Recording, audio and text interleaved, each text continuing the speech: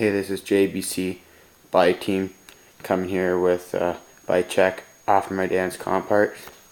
So it's We the People Arcade. It's an okay bike. So right here I got my blue Federal pivotal seat post, red Odyssey pivotal seat. It's really comfortable. I like it. My We the People grips came with the bike.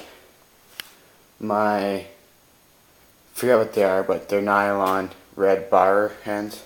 Like them. My McNeil XLT bars 8.25 rise. My stolen Convex V3 chain. My Sput wick, I think it is. Whip chain in red. Really nice chain, but I'll consider the Shock Conspiracy chain. Got my blue animal pedals. They're decent. And it's comp sticker. And pretty much everything else is stock on this bike. But it's a good bike and get more stuff. And thanks.